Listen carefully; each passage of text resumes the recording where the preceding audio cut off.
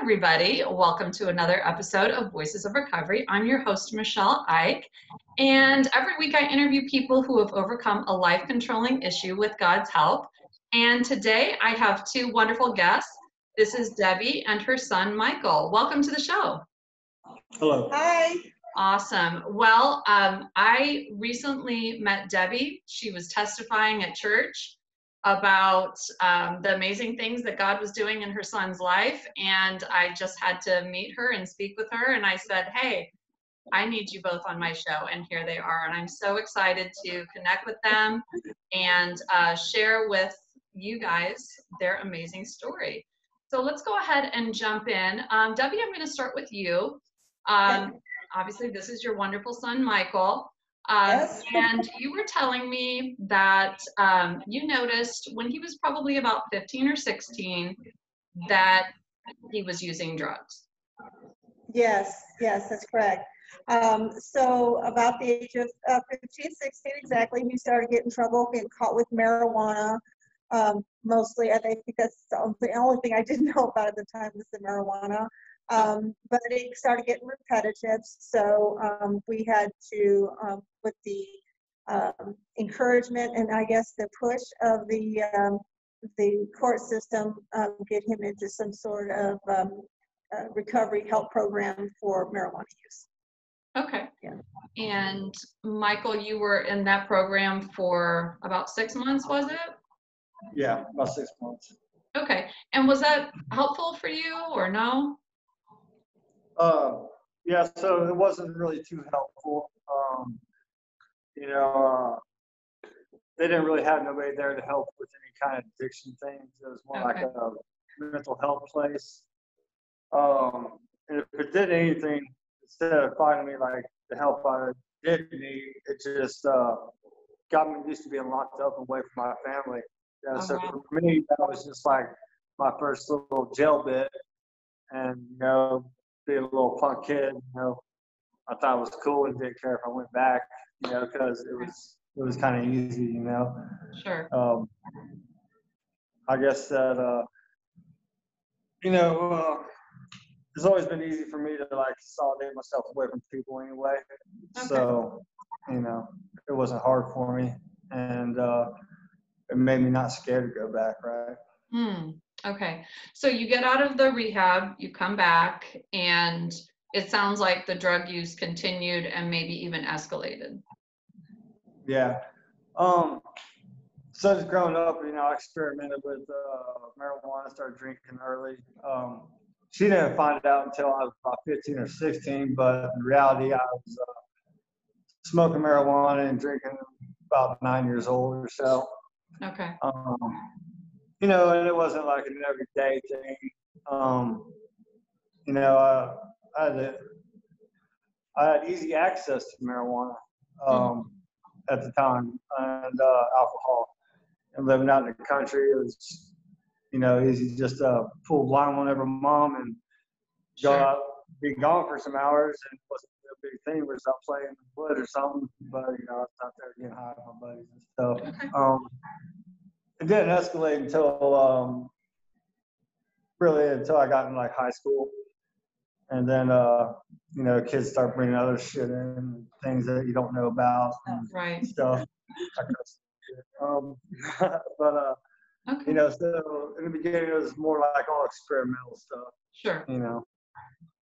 So. Okay. So then, Michael, you said earlier that you experienced a lot of death. You had family members die, you had friends die, and so this was obviously a very difficult situation for you, and it kind of took you into a dark place. Right. Yeah, so like I just didn't have access back then, and I guess people didn't know to even help people out, like they do today, even though it's only been a 20-year gap or whatever. But so I didn't have the resources to reach out for help, like that, or even talk to certain people. I wasn't really big involved with the church, but I knew what church was. Going to small town churches, you were almost scared to tell people your problems you know, because in a small town, it's going to reflect on your family, then on you. And instead of you look for help, it turns out to a negative situation. You know what I mean? Sure. So, you know, the one place I could turn to was, you know, alcohol and drug use. And, you know, it just got me out of my head and, you know, got me away from things. And that's all I had, you know, so it's what I used. If I did have something more, I didn't know it at the time, you know. Okay. So Debbie, you weren't fully aware of what was going on, and that's very common. But you mentioned that you learned about a kid named Smokey when you visited the school. Tell us a little bit about that. Yeah, so one of his teachers, I was really pretty good friends with, you know, a lot of the, I worked at the local bank and knew a lot of people. And one of his teachers came up to me and he was like, "Hey, Debbie, you know, I just want to let you know that there's this kid in school that we're trying to find out who he is, and he's selling cigarettes and marijuana in his locker. His name is Smokey, so we just wanted to let you know to, you know, keep, you know, watch on Michael, and if, you know, talk to him about it, see if he knows who we're trying to identify who this kid is." And so, of course, I was just like dumbfounded. I mean, are you kidding me? So I had this conversation with Michael when he got home from school. I said, "Listen, honey," I said, "there's this boy in school and you just need to stay away from him. His name is Smokey." And, you know, and I gave him the whole rundown the same way. And so Michael's just looking at me with eyes as big as saucers and like, "Really? Okay," you know, and then found out actually, it took a couple of years before I found out that Michael was Smokey. Wow. All right. That's something I guess we can laugh at now, but at the time it was probably not so funny. What was your reaction when she warned you about Smokey, Michael? Yeah, you know, it was like something I was kind of used to a little bit. She would mention kids' names and stuff or something like, "Watch out for this kid or that kid. They're a bad influence." And I was always like, in my mind, I'm like, "Well, you probably need to call their parents and tell them to watch out for me because I'm the bad influence," you know? And she would never accept that being protective, you know? And, Not my kid. yeah, right. You know, so, but that made it easy for me to manipulate her. Right. And, you know, made it easy for me to lie out of things, you know, because she didn't want to accept it.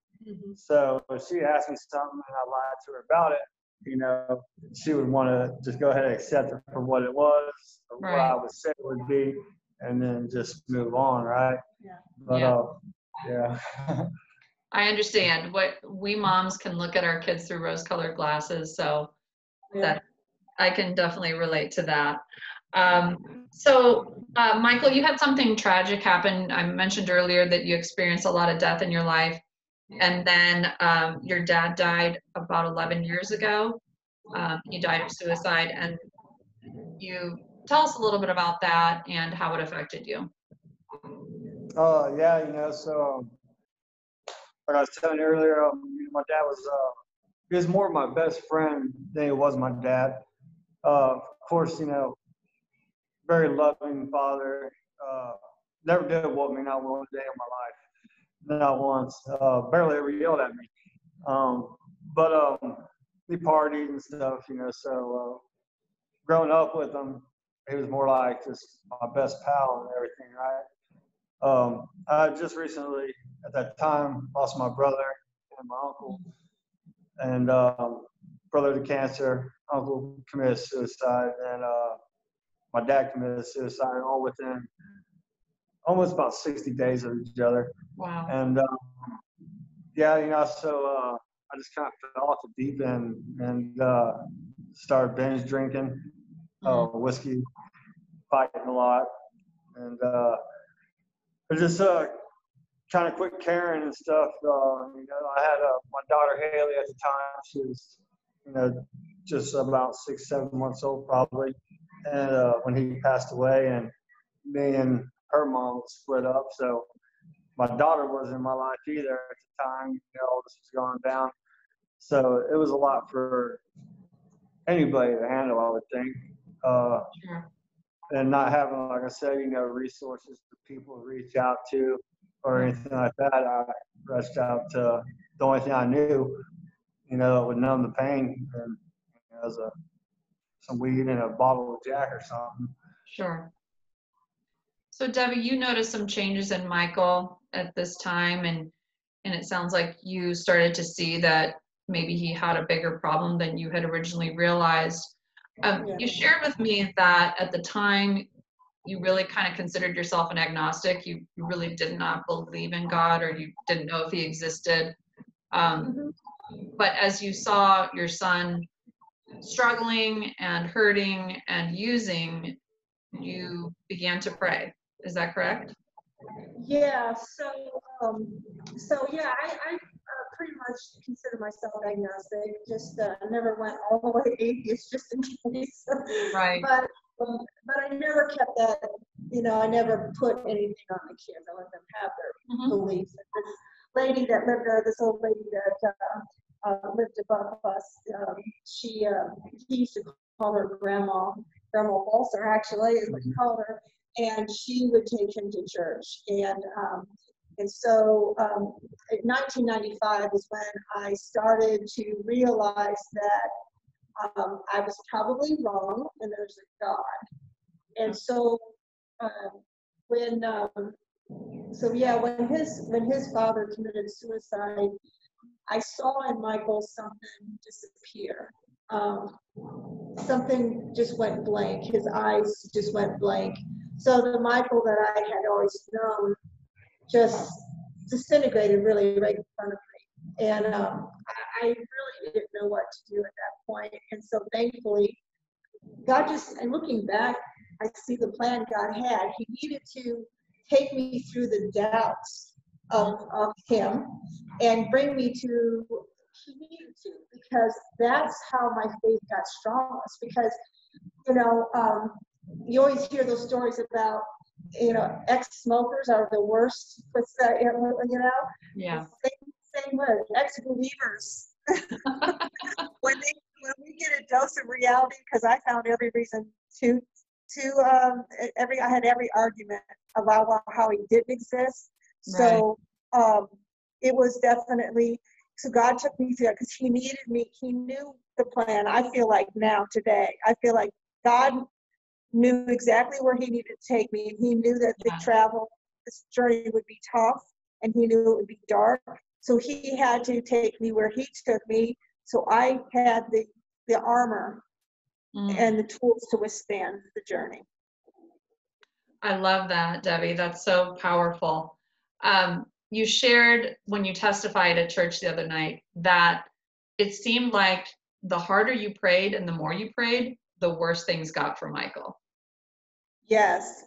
Yeah. So, you know, I really buckled down on prayer for him 11, 12 years ago.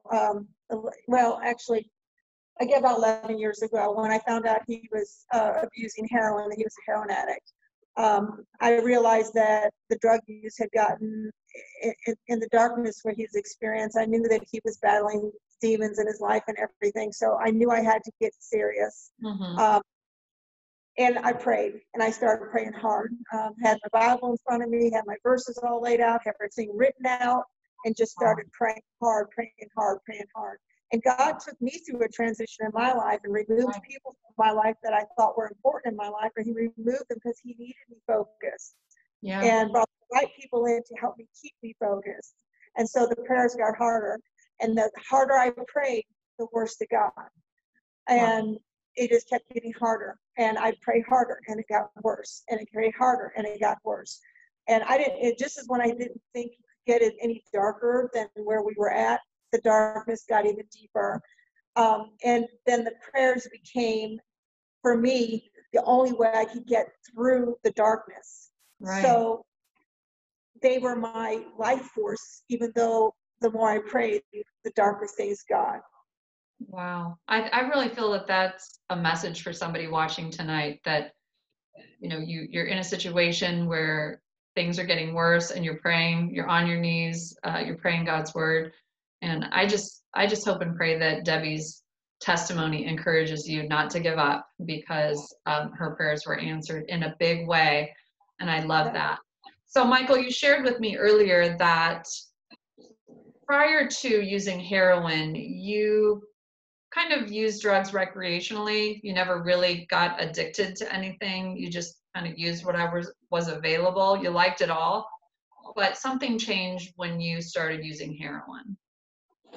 Right.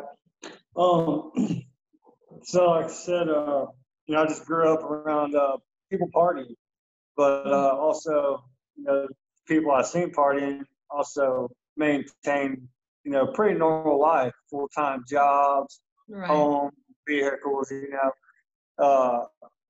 so, I guess of course I had a different personality because, I like to get high. But, I thought I could maintain that same, path that my dad and everybody around me that I seen that was older than me, who's been doing this for 20 years. I thought I could do that too, right? Right. And then I was introduced into heroin, and so that was it right there. Everything I've ever worked for it was gone in a matter of months. You know, relationships with friends, family, and being an addict. What you do is you blame everybody Sure. around you because you're not doing nothing wrong. They're just a bunch of they just don't understand. They're judgmental. And the reality is, people care about you and they don't want to see you shooting dope and messing your life up. Right. So I was real defensive for a while. Actually, pretty much through the whole thing, until I finally reached sobriety with help through Lit with Tyler Schmidt. I was able to, just give something new a shot, right? Because what I was doing wasn't working, at least not for me. Right. Yeah, I really want to talk about that. I see you've got your Lit hat and your shirt on. But before we get to that part, let's talk about how difficult it got, because earlier Debbie shared that the more she prayed, the worse it got. And it did get pretty bad. Michael, you were shot and almost killed. You almost died. You spent several years in prison. So things got bad. No question about it. Right. Yeah. So, the sad part about all of that, going to prison and getting shot, these are things I expected in my life to happen. Even when I woke up from being shot, I remember my brother coming to the hospital and be like, "Man, I can't believe you got shot." And I kind of looked at him like he was, an idiot. I was like, "What do you mean you can't believe I got shot? I can't believe I didn't get shot years ago." So it wasn't unexpected to me. Even going to prison 4 years, it's like, these are things that I've already seen in my life. I remember being in court and them sentencing me, and mom's like, "What?" And I was like, "It's all right, we're good," and just is what it is. I didn't have no care to go, and it didn't bother me at all. Why do you think you expected these things from your life, Michael? Getting shot and going to prison? Why were they not surprises to you? It kind of came with the territory of the lifestyle I was living. So if you run around using and selling drugs, eventually you're gonna, get shot or arrested flat out. Sure. So I was, mentally prepared for either one, really, and it was sad. Now I look back at it, I was like, because what saddens me is how much I didn't care to go, or how unsurprised I was that I did get shot. Even when I got shot, at that moment, I took myself to the hospital. I took a 45 to the chest, and instead of freaking out, you know, I was already mentally prepared for this to happen in my life.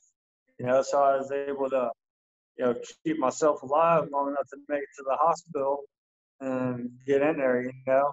Wow. It was almost, now I look back at it, you know, somebody gets shot, they're gonna freak out, you know what I mean? Right. I was just like, shit, you know, well, have to deal with this, I guess, you know, and, Wow. you know, it's just, it wasn't a surprise to me. You know, it came with the territory of the life I was living, though. Okay. You know, as much as it surprised everybody around me, you know, some people probably didn't, you know, that people I messed with back then and stuff. But when it comes to like real friends and family, you know, I mean, it's a devastating thing to see one of your friends or family members get shot, right? You know? Right. So Debbie, as a mom, Michael is injured. You were told that he may not make it. Took a large bullet to the chest, and you had a pastor come in and pray with you. And he said, God has a plan for his life. And I know that that could almost be a cliche, like, oh, God has a plan for everybody's life, but it was more than that. Tell us a little bit about that encounter. Yeah, it was definitely more than that. So, because I mean, when he got shot and they told me that chances are he won't make it, and he took a lot of internal damage. You know, it's almost, I would have been ashamed to say this some years ago, but I prayed that God would take him. I thought that would be the easiest out. His life had gotten so bad that when I was in there praying for him, I was just praying that God would ease his pain and allow me to grieve now. And just, you know, sometimes I think God, you know, sometimes we do lose people to a drug addiction, and sometimes, you know, God takes them out of their own way. And I just kind of felt like that's probably what needed to happen. So that was my prayer. And then our pastor from church came in, and he to pray over Michael, and I called him and told him that, you know, he probably wasn't going to make it. And so he came in to pray, and when he walked in the room and he took a look at him, he said, the Lord's speaking to me, Deb. And the Lord's speaking to me. He's got something for Michael. And I felt the same thing. This is a cliche. And I was like, no, you know, Mr. Evans, he is, you know, let's just ask God to just take him out of his own way and, you know, stop the misery in his life. He's not happy. His life has gotten too dark. And he said, no, because I can't. He said, I'm telling you, God's got a plan for him. I don't know what it is, but he's telling me that there's a purpose for this. And just hang in there. He said, just keep praying and hang in there. And so I'm like, okay, I don't know, you know, I'll do more. And so he prayed over Michael there. And he prayed hard, and he prayed a hard prayer over Michael. And he's like, God, you're telling me that there is a reason for this. And, you know, just give his mother the comfort and knowledge and the strength to continue her prayers, because, you know, we know you're going to work that out. That was 11 years ago, and or I don't know, 6 years ago, and so that was the start. That's when I realized. After that, that's when we realized that there really was something happening. That's when God started saying, okay, I got this. I got a few more things that needs to happen, but we're on our way. And I think when you pray, we just talking about that, when you pray hard and things get worse. Right. The reason I felt like the reason why that happened, in my opinion, is that's when the evil one knows that he's getting ready to lose somebody. That's important. Wow. So he fights harder. So if you see yourself going through harder stuff and harder times and the storms get deeper because you're praying, that's because God's doing something big. Satan don't like it. He is starting to get antsy. And wow. And that's such a great word. That's such a great word, Debbie, because, you know, that could be applied to a lot of things that are even going on in our country now. Exactly. So I think that's amazing, and I'm so glad that you brought that up. So Michael, you heal from the gunshot wound. you get out of the hospital and what happens? What's next for you? I go to prison for 4 years. Yeah, right. So here's something funny, I guess maybe, but everybody expects to see when somebody's hit their bottom, right? Right. And so I live, I wake up and all this, and she was like, "This has got to be his bottom. You can't get no more bottom than this." You know what I mean? Right. But so at least my outtake of that is I don't know what my bottom is, and she don't know what that looks like either. You know what I mean? Right. Because being probably one of the worst things that ever happened to you, of course, right? That should have maybe been my bottom, right? But it wasn't. I mean, and I learned this. I was ready when God wanted me to be ready, because when the change came over me, it was like that, and it wasn't even too much of a thought process, or I had to sit down for weeks and years to think about this. I mean, it happened in a flash, But so I get shot, and I went to prison for about 4 years for methamphetamines, and got out 4 years. Stayed out maybe about a year, and got locked back up for another 7 months. And then that's when I was just like, all right, God. Starting to see the bottom a little bit. Yeah, I was like, I'm getting old, I don't think I got too much more of this left in me. Yeah, jail food sucks, and I never want to eat it again. And then I just prayed for a way out.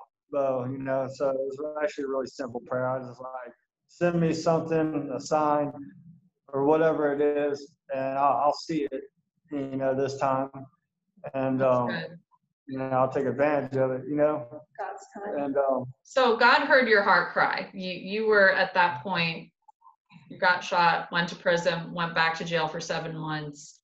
So you were starting to see the bottom. But I love what you said earlier, because we look at other people and we look at the different situations that they get into, and we say, how is that person not bottomed out yet? And then they take a shovel and they keep digging, right? And I can see that even in my own life.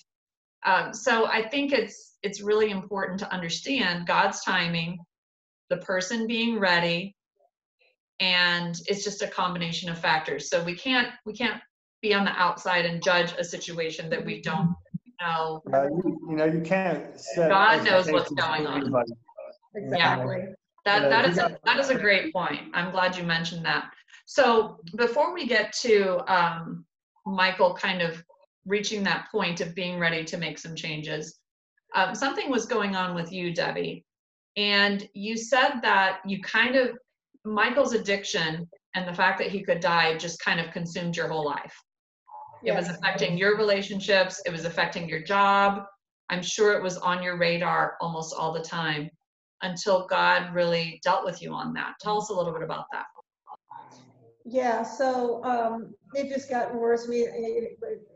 His story went getting shot and went back to heroin again, and throw in a couple of almost OD, a couple of times in there and go through all that. I was just waiting for the phone call. I prayed, and the Lord put a word on Pastor's heart to say that he had a plan for him to hang in there, but I was wore out. Right. I was just wore out. I didn't think I had anything left in me.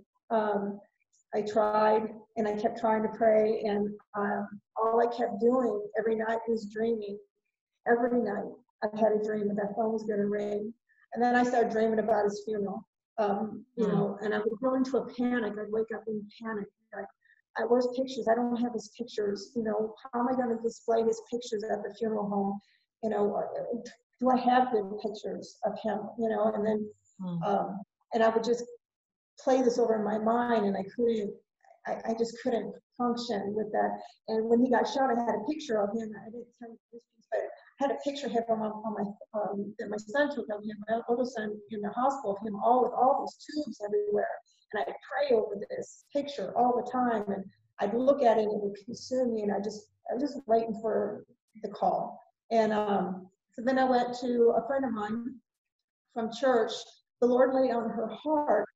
She didn't really know me that well. She was in plays at church. Another person in fellowship at church.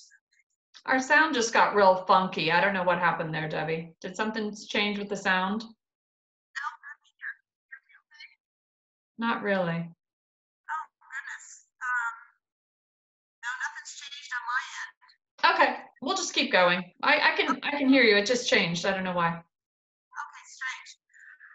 So anyway, so an acquaintance at church, someone just like our church, but didn't know her really well. But the Lord laid on her heart that he could invite this woman to Emmaus, which is it's a walk. It's a spiritual getaway to just kind of reconnect with God. And honestly, the only reason why I went, because I didn't expect anything, because you really don't know what's going to happen in Emmaus. You know, they don't tell you much about it. But I just, it's time away to your phone. I thought, maybe I can just put the phone away. I have a reason to put the phone away, so when I get the call, I don't have to answer it. And that's really kind of my feeling when I went to Emmaus. While I was there, I was able to reconnect at a very deep spiritual level with God. So Christ and I, Jesus and I, just really had some communication. And when I got there, you have like groups that you get into, and my group, unexpected, was I was put at a table with a couple of drug addicts. One who just was just present herself, ankle bracelet on her. And the director of the men's group, Sterling, so girls with con and sex trafficking and drug addiction. So all these people are around me, and I've got this drug addict son. And so God's working this. As a matter of fact, the girls, we were talking, and the girls had this, and they were allowed to have phones there because of their one girl had to call up her parole officer all the time. And three girls out of there who were drug addicts came up to me and said, "Have you ever been to the NA?" And I was like, "No." And so they said, "Have those things took me to chapel." And I sat in there with them, and watched them do an NA meeting. They wanted to tell me what it was like to be a child, to be an addict, and to have a parent, have to translate to a parent. And they wanted to know what it was like as a mother, to be the mother of an addict. So that was really good. And while I was there, I had a meeting with Debby, and Lord just said to me, "It's time. I'm getting ready to, it's going to come to a head. It's time. Now is when I need you to give it to me. The prayers, continue your prayers, but I need you to walk away." And I'm not just saying someone like this out here like a little thing. This was huge. God literally told me, "I don't want to look like him. I don't want just your prayers. I need more, but I need him now. He wants my care out this plan." And I just felt that in my heart, and I really collapsed. I just collapsed, and every breath just left me. Actual tears, completely overhead tears. And I literally was able to give to God. And what happened then is I turned my face towards the Lord. He saw my back. He thought my back was to him. But in reality, what's happening is I was fully focused on Christ. And then I gave him to him. I love that. I love that. Yeah. When you completely surrendered Michael to God, and that is so hard to do as a parent. I know I give him to God and I take him back, and I give him to God and I take him back. But to surrender that is huge. And it sounds like you could really stand on God's promises no matter what you saw in the natural, you could stand on God's promises, the words that were spoken over him, the verses you were praying. Well, Michael, let's go ahead and land this plane. I know we're a little bit over, but you were ready to surrender and you had a visitor in jail. Tell us a little bit about that. Yeah, so just I said a small prayer, and pretty much said, since I'm on my way, I'll keep my eyes open this time, Next day, they called me for a pro visit, which means their attorney's there. Well, I go out there, it wasn't my attorney. This, like I said, tall, lanky dude with a big black mohawk, tattoos all over his head like me. And, he was there to see me, of course. His name is Tyler Schmidt with Lit. And just the chain of events that got him in there that day is it's unreal. But yeah, so I never knew Tyler, never met him a day in my life. For some reason, I guess Lord, brought him in there to me. And what really amazed me about this guy was that, he continuously came and visited me, accepted my phone calls, all the time. And I never met this guy, and like I was telling you earlier, growing up around bikers, I always take the word brother to that, deep personal level, you know what I mean? And Right. Just a characteristic. Yeah, just Tyler is a unique individual, and I felt some kind of connection with him, and setting let's see, I guess expectations for people my whole life. He definitely fit my expectation for what a brother should be for somebody. You know what I mean? Yeah. Because he was there, through all the bad, and because he knew there was going to be good in the end of it, right? Yeah. But I felt such a connection to this guy that I stayed dedicated. Served 7 months, and walked 3 feet out the door on my release date. And I called Tyler. So he told me that he ran several living houses to give it a chance. And of course, I try to justify what sober living was in my mind. I'm thinking about bunk beds and a security guy at the door or something, and a little prison box or something, right? But I remained open-minded, and I remained wanting something better for myself, right? And I knew this guy was the way to do it. So he took me to the sober living house, and it was just a bunch of dudes just like me, just ready to get out of the, stuff they've been through in their life, rebuild relationships with their family, rebuild their lives, in general. So I went there on my own will, which made it an accomplishment for me personally when I successfully completed the 12 steps. Right. A year in sober living. There's things I've never seen me doing in my life. And, furthermore, I would make fun of something like that. I passed all I need is 12 steps between me and the refrigerator. This whole year was good, right? Right. So I was real thorough though. Tyler, told me to remain truthful. And, it took some trust building with myself more than other people to, be able to remain truthful with people and stuff to, start this process of healing. So I had two people sponsor me. Tyler was my sponsor. My buddy Jimmy Dartrey is my other sponsor. For extra special cases, you get two. But so Tyler introduced me to this, these great group of guys, and every one of them is a blessing to have in my life. I was able to get real, with my sponsor, let things out that I've kept in.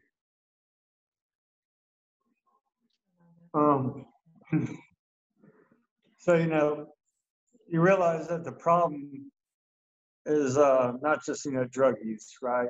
That was my solution to my problem, but the drug use was like just such a small part of it, even though it played like such a big role, you know what I mean?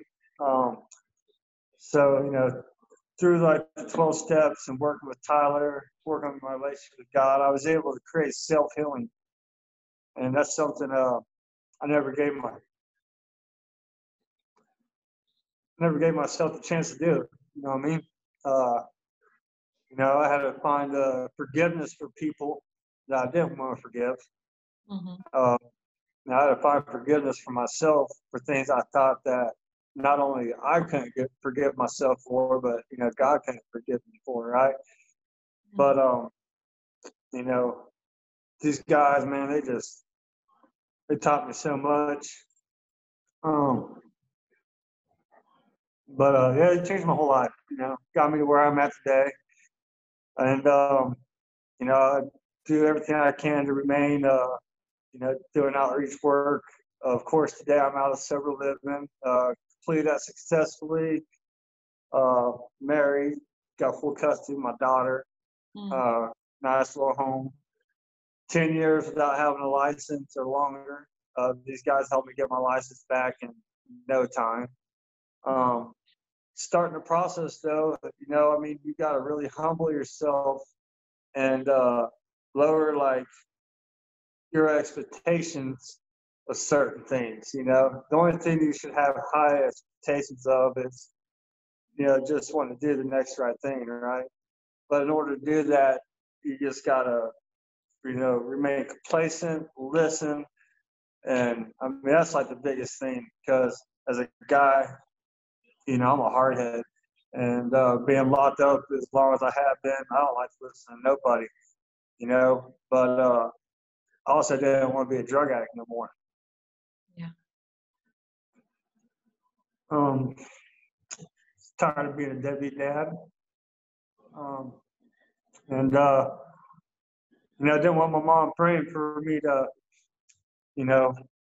ease my pain by letting me go and take me out of this world. And that's like that's some sad stuff to hear, And but the reality is that she didn't want me to suffer no more because she's seen the suffering that I didn't see. Right. And a lot of kids think that their parents turn their backs on them. And I did too, right? But as a parent now, being clean and seeing, everything that I put her through and the way I would manipulate her and, do anything I could to justify either getting money or my drug use, right? Her turning her back away from me and towards God was the best thing she could ever do for me, And, it takes a lot for a parent to be able to do something like that, with faith or no faith at all. I see a lot of parents whose kids are in addiction and they won't turn their backs on them, and they're killing them. They justify their drug use or they try to help them out. But, it wasn't until I had nobody and, when I didn't have nobody left, then pray to God, He brings somebody in my life.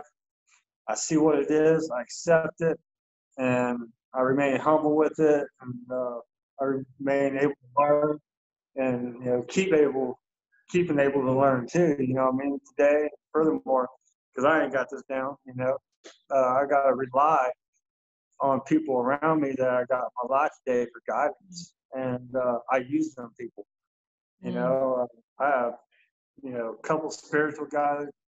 I got people for my sobriety.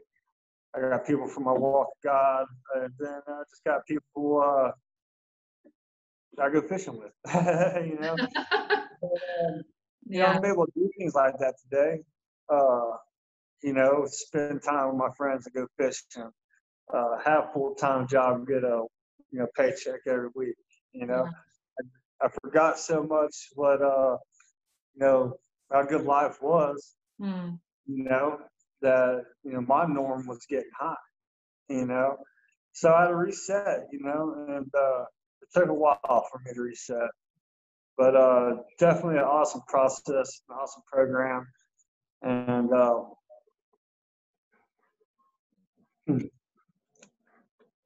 so I ain't really completed too much in my life. You know what I mean? But completing the process of the 12 steps and sober living with Lit and Tyler, I mean, it's probably about the proudest I've ever been of myself, you know, and I try not to be a prideful person anymore, but I see the results of all the hard work, put into it, you know. I got my kids, my family, um, you know, pretty little house, little fence, dog, tomato plants, all I Tomatoes. do. I got tomatoes. Well, I need some tomatoes. Well, I mean, Michael, that's just so beautiful. And I mean, you got emotional, I got emotional, just to see a mom and her son and to know the trenches you've walked through, but to know what God has done for you is just truly amazing. And I'm just so thankful for the work that he did in your life, Debbie, the work that he did in your life, Michael. It's just so beautiful. And one of the things you mentioned earlier, Michael, because we chatted before the interview here, is you said you stopped looking for the big miracles and you look for the tiniest blessings. And I just think that's so powerful because we're kind of all waiting for like this big moment, where we win the lottery or we, you know, make it big or make $1 million or I don't know what, all these big things. We're waiting for like the big thing. And there are so many little blessings along the way and they're not so little really. right. I mean, today I have the ability to, see these things for what they are, and, just be grateful for every little thing where my life's at today. Amen.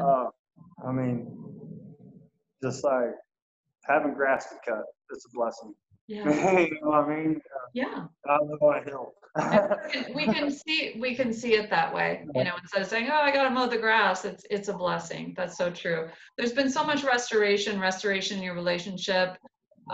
You recently got married. You said you have full custody of your daughter, working, and you shared with me a story about how you helped somebody get into a program and get clean. And so you have that heart to help others who are in a place where you once were. And I think that's so beautiful.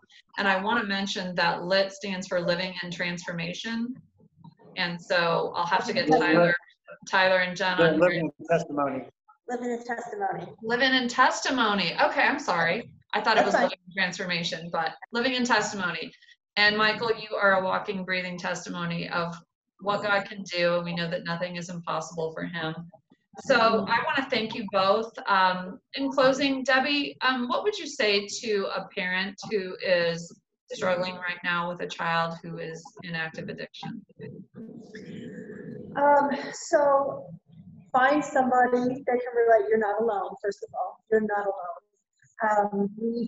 There's programs out there and other people out there that have gone through this. It's not your fault.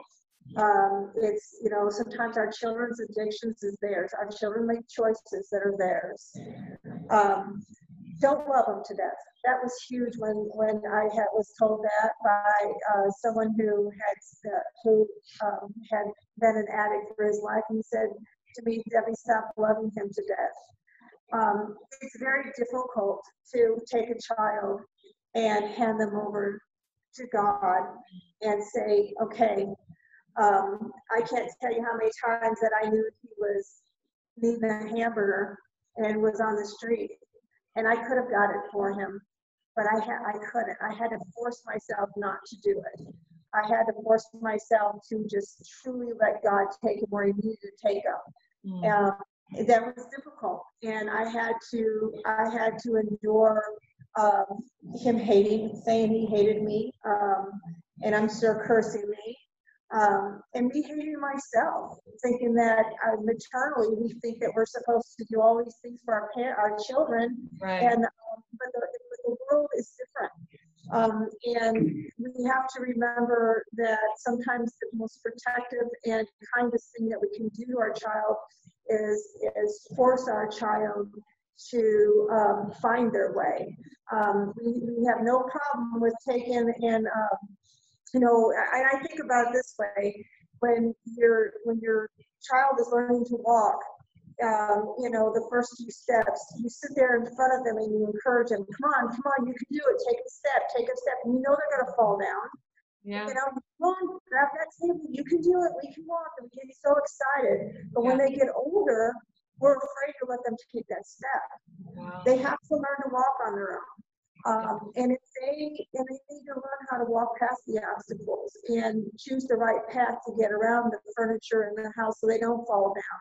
Yeah. And I think the older our children get, we tend to want to do that. So don't do that. Hand them over to God. Let God do the work. Find someone that you can relate to, people to talk to. There's all kinds of programs out there. And don't love them to death. Denying them a gallon of milk or a hamburger is not the worst thing you can do. Wow. That's so good, Debbie. Thank you for sharing that. And Michael, what would you say to that person who's stuck in a dark place like you once were? Right. I mean, you just gotta be willing to get out of it, So, today there's all kinds of help. We got churches everywhere. Unlike back in the day, today churches do outreach work, and most of them have like a CR with them or something, So even if you think you don't know nobody, I guarantee you can find somebody. Lit, we're easy to look up. We got plenty of guys that sponsor guys, and if you just want out of it, which everybody does, it might be fun for a couple of days, but once you start getting dope sick and you're living on the streets and you ain't got nothing, there's time for change, right? And it can happen. You just got to take a little bit of hard work and a lot of willingness, and you got to be dedicated. You got to see it through. I mean, you come in expecting some sobriety and all these things to happen, this, and that. It ain't gonna happen just like that. You have to put the work in. You got to put the self-healing in. You know what I mean? Right. Like I said, the drug use, it's just a small piece of the problem. It's just that's what everybody sees is the drug use. They don't know what this person's been through in their life and what kind of healing they need to go through to where they ain't gotta be a junkie or an alcoholic. You know what I mean? Yeah. And people have struggles, and the struggles are real. And there's people out there that will help you out. I'll help people out. I had a complete stranger come in and help me out, and it changed my whole life. Amen. That's so beautiful. Yeah. Every addict is somebody's son, somebody's daughter, somebody's parent, somebody's grandchild. Yes. And maybe somebody's grandparent. I mean, and they all have a story. And I think the biggest change for Michael, what he did is when he got to his darkest place, he was presented with was the love of Jesus Christ. Amen. And when you get the unconditional love of Jesus Christ, you no longer feel worthless. But when people are constantly pointing at that addict, they're falling out on the street and they're doing this and doing that, and pointing, what they need is the love of Christ and someone who's willing to cross that barrier and show the love of Christ. And I had the right people in my life. God put the right people in my path to show that love of Christ to him, so I could sit back and do what God asked me to do and just continue praying. Amen. Amen. And it goes back to what you said earlier, Michael, when you said that the drug use isn't the big problem, it's a small problem. There is a bigger underlying problem, that pain, that trauma. something that went on, and only God can heal that place. Only Amen. God can heal that place deep within that the drugs are just trying to numb, but that can't go on forever. So thank you both so much. I know you're both Yeah. busy people, but I appreciate you coming on the show, and I just feel like your testimony is going to help so many people. So bless you both, and I want to thank our listeners for watching this episode of Voices of Recovery. We're creating a safe place where people can go for support and encouragement on their journey with God. And if you feel led, share this out or start a watch party, because I feel like there's somebody on your friends list who needs to hear what Michael and Debbie had to share tonight. So again, thank you so much, and God bless you. And thank you to our listeners, and we'll see you next time on Voices of Recovery. Bye-bye. Thank you. Bye-bye. Bye.